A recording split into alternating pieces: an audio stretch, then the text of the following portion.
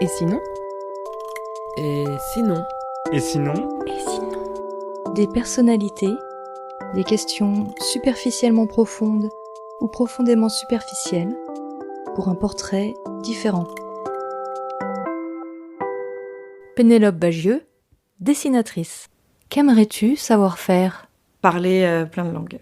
À chaque fois que je vois quelqu'un parler une langue que je ne comprends pas, je suis émerveillée et j'ai l'impression qu'on m'hypnotise et je me dis on dirait de la musique quand il parle. J'adorerais être capable comme ça, quand on est en voyage, de dire ah oui bien sûr mais laisse-moi parler justement, je parle parfaitement le mandarin. J'adorerais, je trouve ça tellement classe de parler plein de langues. Si on pouvait être comme dans Matrix où on peut dire tu peux m'implanter quelque chose dans le cerveau pour que je sache le faire tout de suite, je demanderais des langues, plein de langues.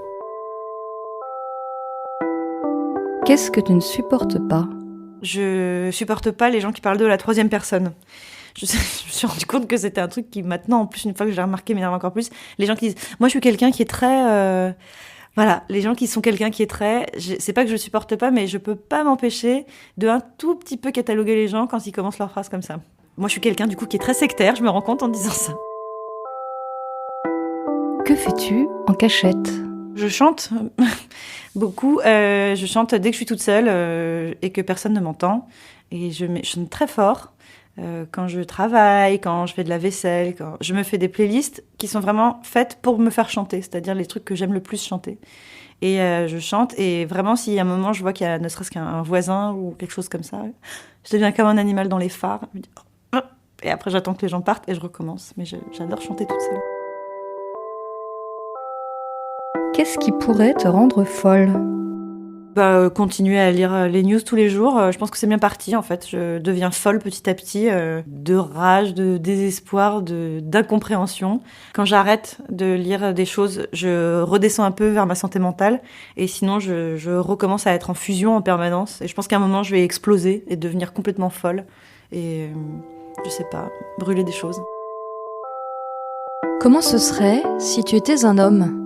Ce serait beaucoup plus facile pour plein de raisons statistiques que tout le monde connaît. On me laisserait plus tranquille, je serais plus payée, j'aurais accès plus facilement à des tas de choses. J'espère que je serai entourée de femmes pour me faire prendre conscience de mon privilège et que je me dirais du coup je vais en profiter pour essayer de faire avancer les choses, aussi être de leur côté. J'espère que je serai entourée comme ça, que des gens me feraient réfléchir à tous les avantages que j'ai. De quoi as-tu peur?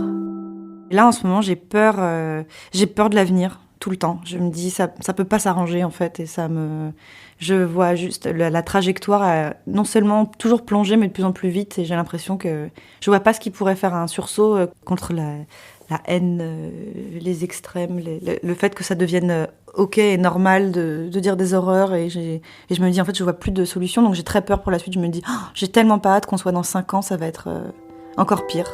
Voilà. À quoi résistes-tu? Je résiste au défaitisme total. C'est que j'essaye de me dire, oui, c'est mal barré, ça va pas, et ça, voilà, mais en fait, il faut dans le cœur de la noirceur se dire, plus que jamais, il faut se focaliser sur les petites choses qui vont mieux, sur les initiatives, sur essayer de faire plus de bruit autour des choses bien qu'autour des choses... résister à la tentation de se dire de toute façon c'est foutu, on jette l'éponge, quoi. Et alors il y a des jours où c'est plus facile que d'autres. À quoi as-tu renoncé? Alors ça peut paraître un détail, mais j'ai renoncé à essayer de me conformer physiquement à des choses qui sont pas moi. J'ai fini par... C'est le privilège de l'âge, je pense. De me dire, ça va jamais être exactement comme je veux. Allons plus loin que faire avec ce qu'on a. Ne pas lutter contre sa nature physique, se dire ça sert à rien d'essayer de rentrer dans des cases, dans des choses. Apprendre à être contente de ce que j'ai. Et c'est beaucoup plus facile quand on s'approche de 40 que quand on en a 20. C'est plutôt une forme d'acceptation. Mais j'arrête de me torturer avec des choses impossibles. Quelle qualité aimerais-tu avoir? La patience. J'aimerais beaucoup avoir de la patience et ne pas... fulminer dès que quelque chose prend trop de temps, ou en tout cas plus de temps que ce que j'avais prévu.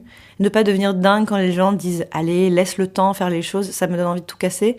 Moi, malheureusement, j'ai envie que les choses aillent aussi vite que mon cheminement de pensée à moi. C'est-à-dire à partir du moment où je suis arrivée dans un état d'esprit, il faut que le monde suive, quoi. Et du coup, c'est complètement contre-productif parce que ça m'arrive de saboter des choses que je fais juste parce que ça va pas assez vite et que ça m'énerve. J'aimerais tellement être capable de dire c'est pas grave, j'y pense plus et on verra demain, et ne pas me dire non, il faut que les choses soient réglées ce soir avant que je me couche, sinon je vais pas dormir.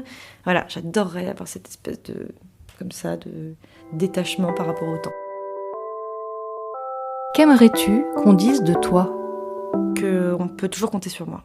Genre, ça me flatterait vachement si je pouvais mettre un micro dans une pièce où il y a des amis à moi et qu'ils parlaient, ils disaient ah bah Pénélope, ce qui est bien, c'est qu'on peut toujours compter sur elle. Je me dirais ah c'est bien, j'ai bien bossé.